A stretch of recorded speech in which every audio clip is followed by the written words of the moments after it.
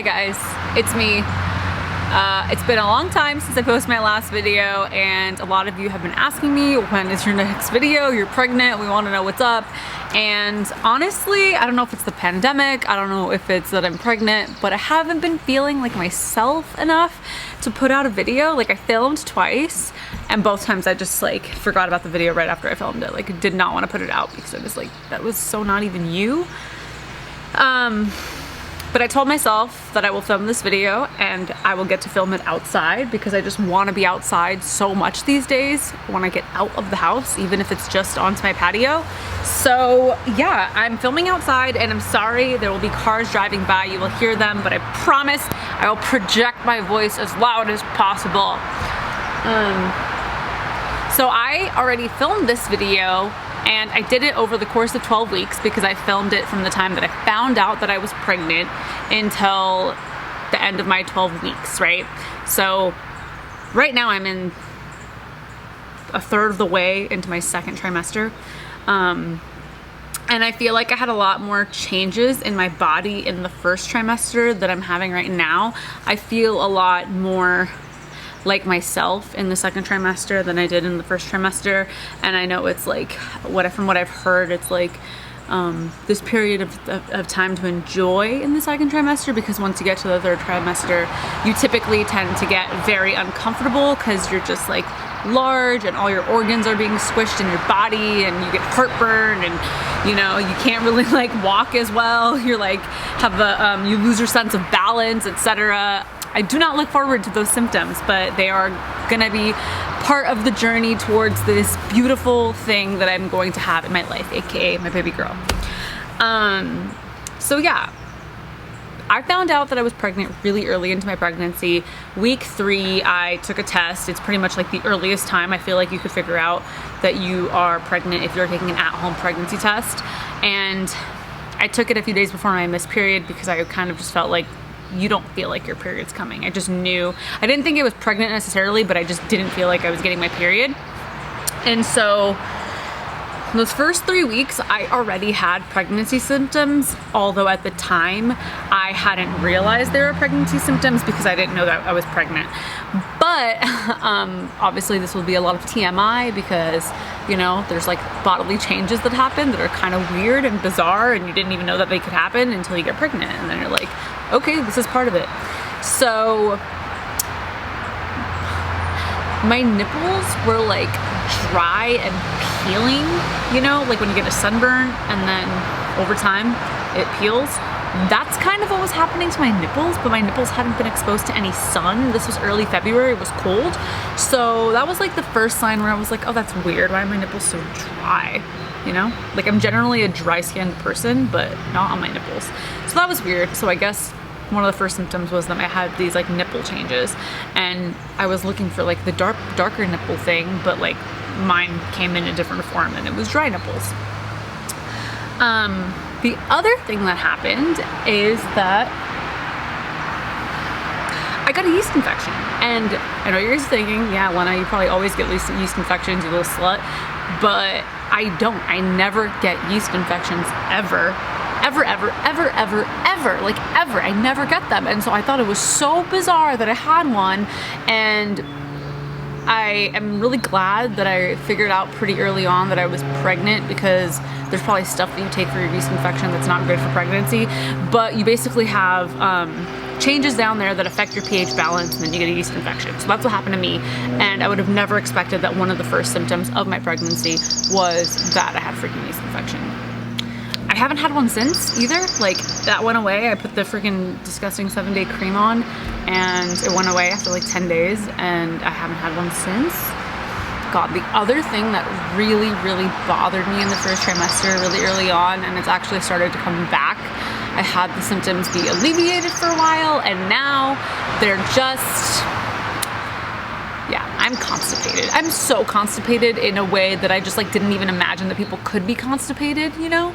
Because I drink coffee, I eat vegetables, I drink lots of water, I eat fruit, and none of those things were working. So then I was taking psyllium husk tablets that are like giant horse pills. I had to take like 12 of them a day, like 3 times a day, four pills.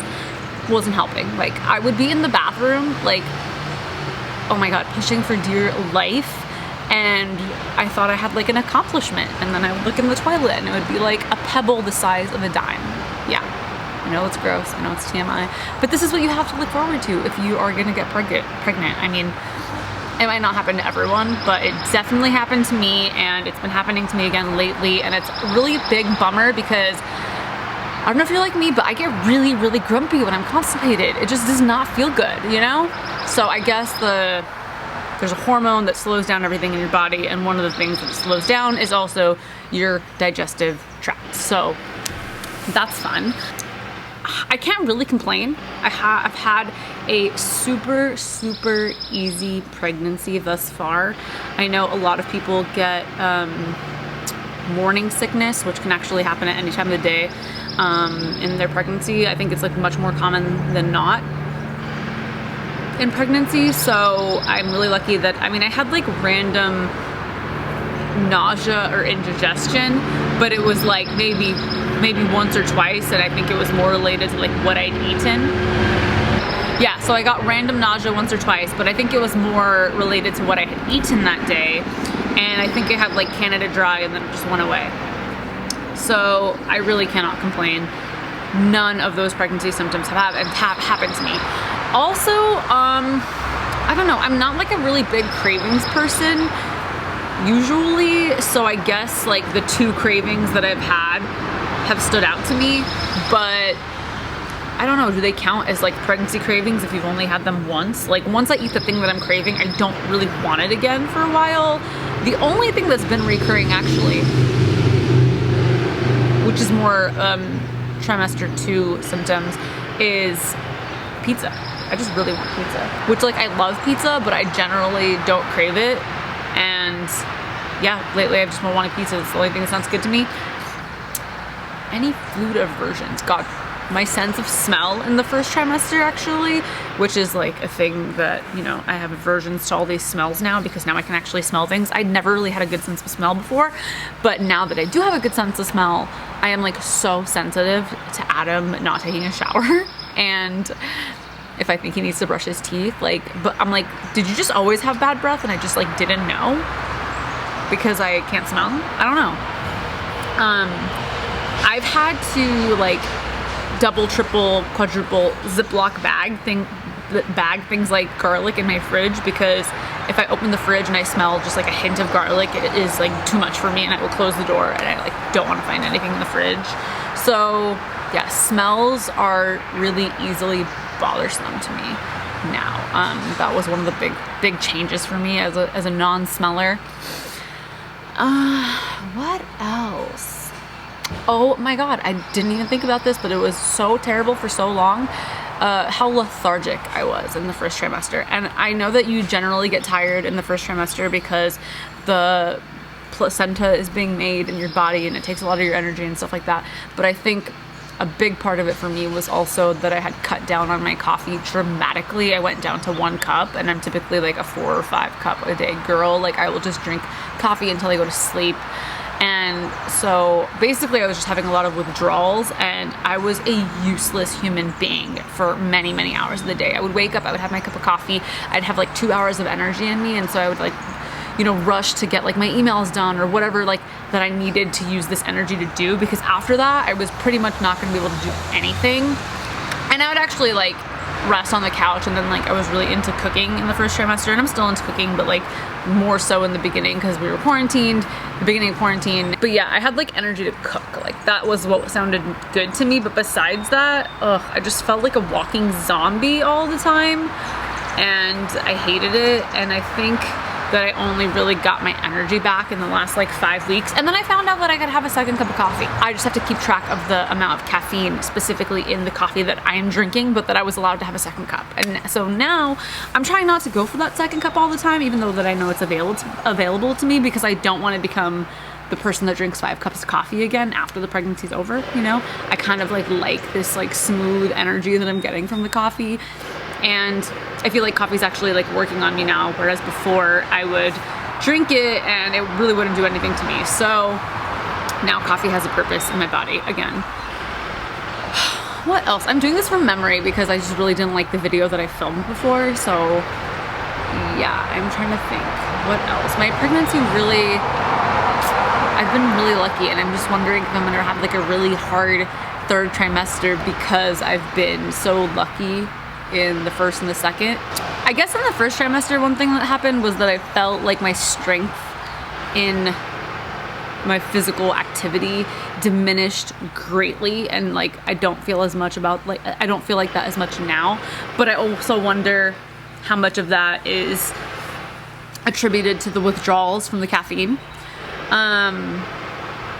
I know that you like lose some of your strength and you can't lift as much when you're pregnant, but I really feel like it was so I was feeling it in such an extreme way because I was also not drinking coffee, or not as much coffee. So that was a big deal. Oh, also like the dizzy spells when I would stand up, it was like every time.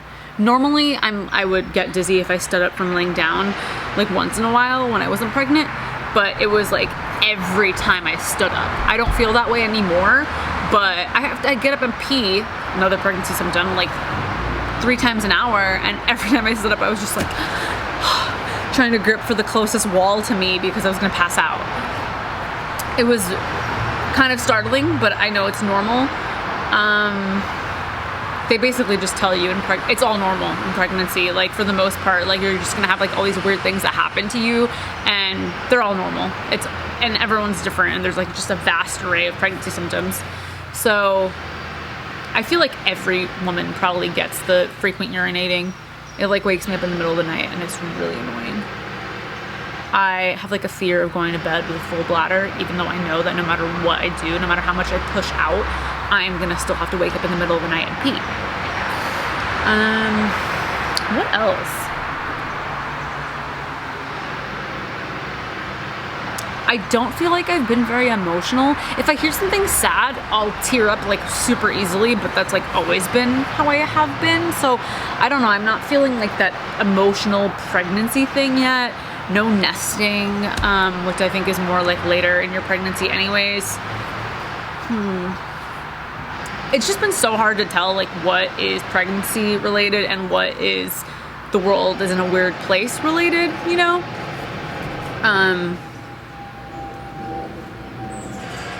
I don't know. I just wonder how I would be feeling if I had a lot more of my everyday distractions of working, you know?